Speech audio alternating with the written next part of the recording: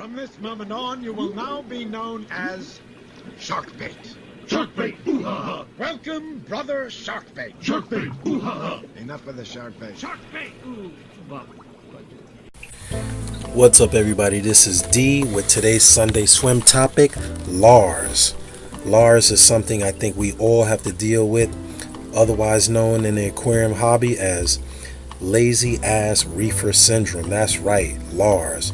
We all hit the wall at one point or another, so we got to get over it. These little steps will help you get over it. Step one, and one of the easiest and most often neglected things to do, cleaning the sand bed. If I had $1 for everybody that has had a sand bed so dirty it looked like the core piece of the earth, like the mantle, the crust, you can see that the sand bed hasn't moved. That can keep detritus, soot, dirt, everything packed into your algae. You want to give it a good stirring at least once every 2 weeks and release that stuff so that it can be captured by your mechanical filtration. So I do one side at a time, stir it up, get that into the mechanical filtration where it can be captured by the pads. 2, cleaning the glass. Now, no one has an excuse here, because when I started this hobby, there were no magnetic glass cleaners. You had to get a good old-fashioned razor blade or a sponge and get in there with your hands.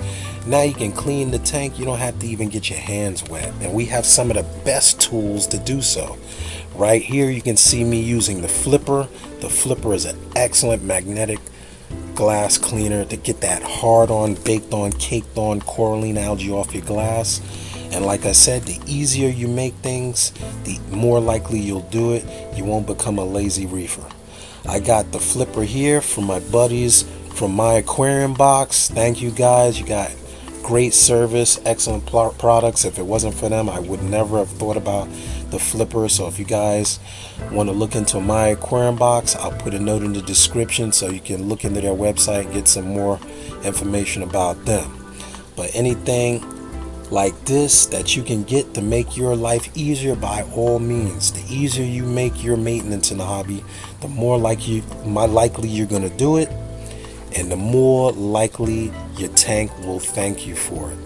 Now, in my earlier videos, you'll see that I also have a magnifying glass algae cleaner that stays on all the time if I want to inspect a coral, or if I just want to walk by and give my glass a good cleaning. I know my daughter uses it because it's easy to do. She can look at the corals, neighbors come by. It's kind of a conversation piece. But when it comes to getting that really hard to reach algae, you can see right here, the flipper, since it's only about a 1/2 inch thick, goes into those real hard to reach places. And it's a beast when it comes to cleaning the glass. It's all really hard to move because it grabs onto the glass. I have to use both hands sometimes. Let me pull out my algae clip from here so it doesn't spill water over the side of the tank while I'm cleaning it. I'll put that over there. That has to get cleaned too because it actually smells. Okay, so we'll give it the once over. I do this in sections. You want to be careful not to go into the corners of the tank and hit the silicone because these razors are really sharp and you don't want to damage your silicone. Alright, I'll give the tank and the stand a good wiping over the lip here. Make sure that there's no salt water running down the side of the glass. And that should be good. Let me roll up here. And this brings me to step 3.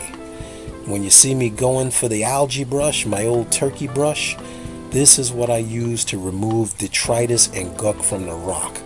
I don't care how good your circulation is, the more your corals grow, the more likely you got detritus gathering between them. As the corals grow, they're like the branches of a tree. They spread out. The water does not circulate as much. You get slower and slower flow.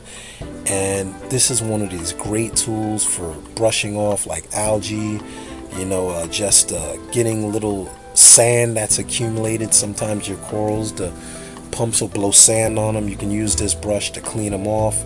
It gets that surface algae, anything growing that skin algae or whatever, off of the side of your hard corals, your mushrooms, anywhere that it can accumulate. This is where I go in take the brush and get that all out of the way nice and clean. It's even a good thing, actually, if you don't use the brush. I use the brush to stir deep into the sand, all the way down to the glass. I'll stir up the sand. As you can see, look what happens when I stir up the sand. That really packed on, caked in sand holds a lot of dirt and fish poop and everything else. So you want to give it a good stirring. I don't do the whole tank at once. I like to do one side at a time so that I don't flood the whole water column with phosphates. So you'll see I'll stir that up. I'll brush off my leather corals so that that can go into the overflow and get captured by the mechanical filtration. While we're talking about removing detritus, this is one reason I don't remove the filter pads or anything in the sump until after this primary cleaning method, because you want to get all the gook, sand, poop, dirt, algae into the old filter pad so that when you're finished you can replace it with a new one and get your water nice and clean. Here's a little piece of algae I'm going to pull up, and now that I've got that done, I'm going to go in with my favorite tool, not the brush, but my tool number 2, which if you guys have been watching you'll all know is my turkey baster. I have been in many tanks. I have what I call the turkey baster challenge. I've gone into friends' tanks and I dare them to challenge me not to find a dead spot in their tank. The turkey baster is the absolute necessity. Go in every little crevice, blow in, look at how much detritus is coming out of there. You can get 15 pumps on your tank. I don't care how good they are. Dirt, grime will accumulate anywhere it absolutely can, between the corals, in the rock, even sometimes against the coral. Algae will grow, like over here on these pallies and things. You'll see that algae will actually grow on the coral. Look at that, look at this, how algae had grown in between the heads of the pallies.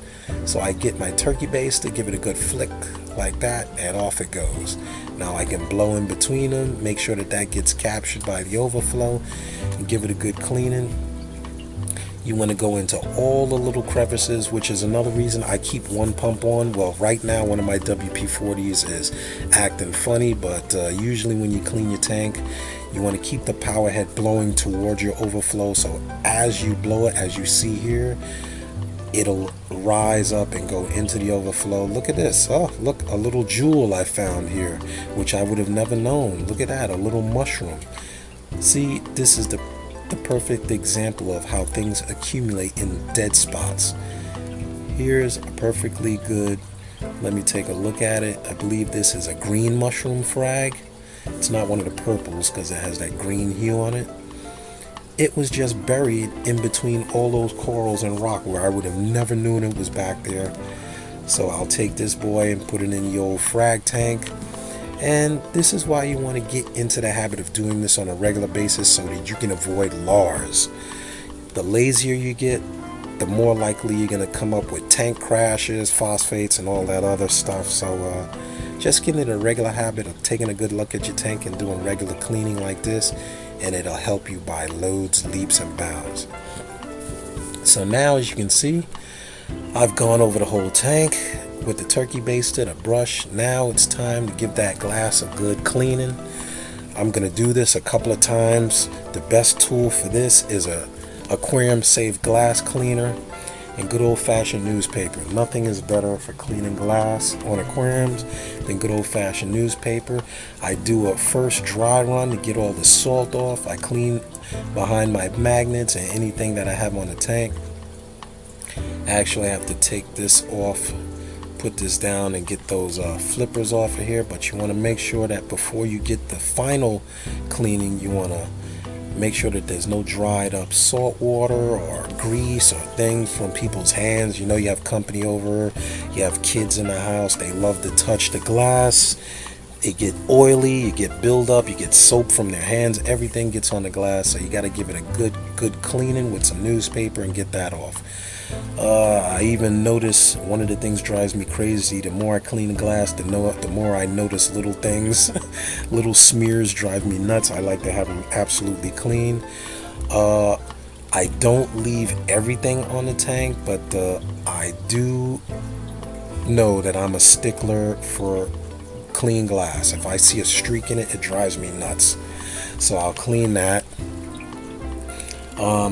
These two algae cleaners I leave on the tank, the Magna Viewer and my little one.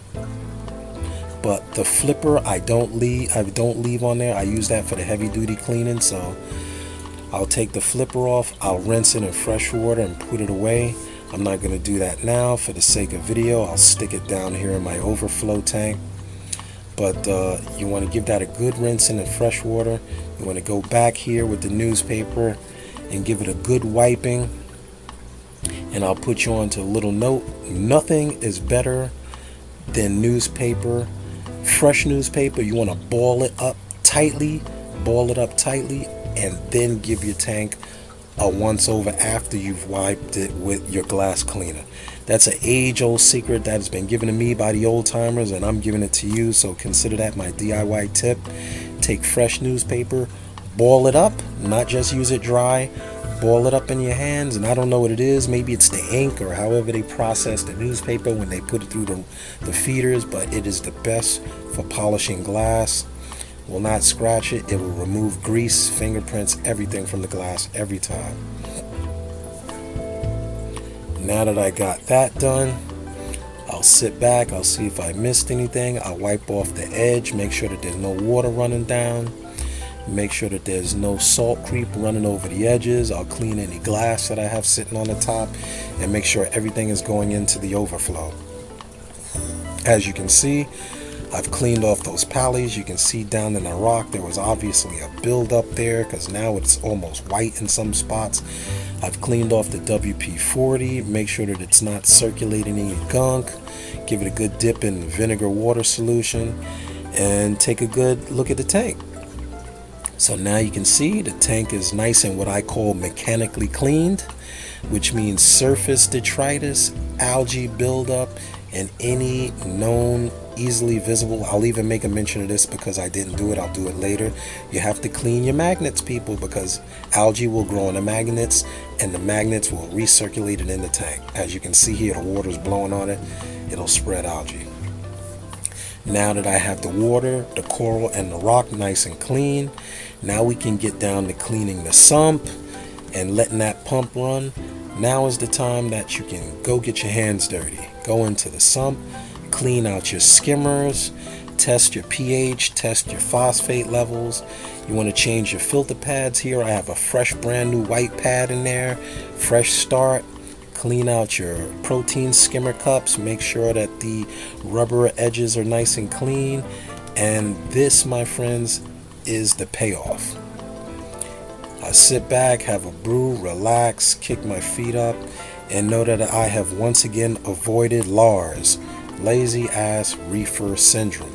Thank you, Joe Aiulo, for your discussion on L.A.R.S, which used to be known as old tank syndrome. That doesn't exist. It's just people basically get lazy. I get lazy, you get lazy, we all get lazy. You can see from the side view, it's a nice clear view.